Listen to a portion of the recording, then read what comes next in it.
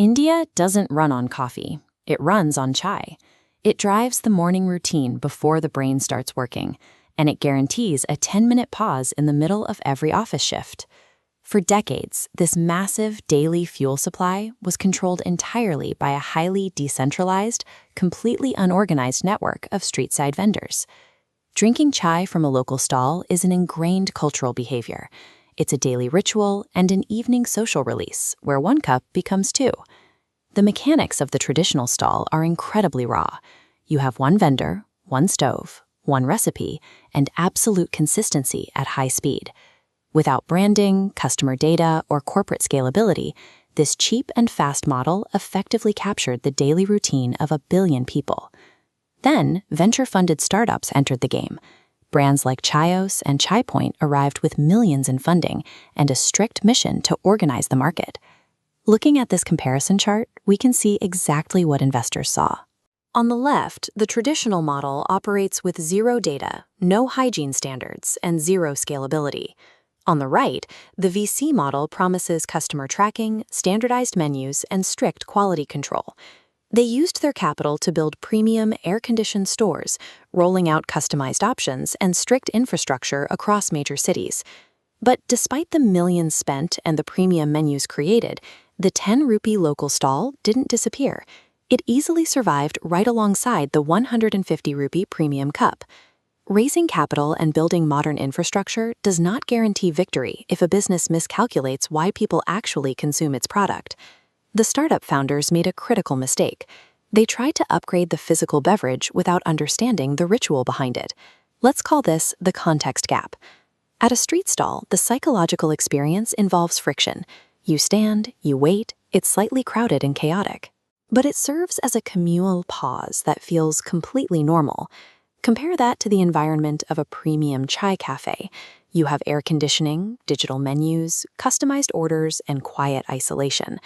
The cafe might objectively brew a cleaner, higher quality cup of tea, but it turns what was once a quick social release into a sterile transaction.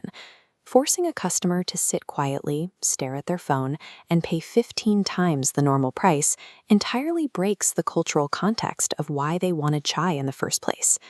This dynamic split the market into distinct tiers. The first tier is the street stall. It survives on perfect location, high speed, and pure daily habit, requiring absolutely zero marketing budget. This flowchart illustrates the second tier, showing how companies like Chai Point solved a problem. We see a single cup multiplying into 20 cups and moving directly into an office building. They turned chai into reliable bulk office infrastructure. The third tier, dominated by brands like Chaayos, focused entirely on customization and control, building a premium destination for the urban lifestyle.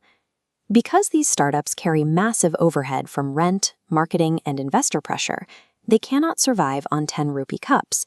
They are financially forced to abandon the everyday masses and target high-value customers. Ultimately, the startups stopped competing with the street vendor entirely. To cover their own costs, they accidentally created completely new, premium subcategories. If the startups and the street stalls are all solving real problems, who is actually winning the market? The answer becomes clear when we map out a single person's day. They grab a quick cup from the stall during the morning rush, their office orders Chai Point delivery for a massive afternoon meeting, and they sit down at Chaayos on the weekend. These three decisions are driven entirely by the shifting psychological moment. The consumers aren't choosing between competitors for the exact same need. You can easily raise prices or improve quality, but attempting to change someone's daily ingrained behavior is drastically more expensive and difficult. True competition simply does not exist when players occupy completely different emotional and practical moments in a consumer's day. The traditional stall wins on habit, Chai Point wins on B2B scale, and Chaayos wins on premium experience. You cannot win the Indian market by trying to break a cultural habit. You only win by becoming a part of it. Look closely at your own product or brand. Are you fighting an ingrained behavior, or are you adapting to a new moment? If you want to see what happens when a brand misunderstands Indian consumer context, you have to study the historical failures. Because in high-frequency, everyday markets, deeply rooted human behavior will always defeat premium branding.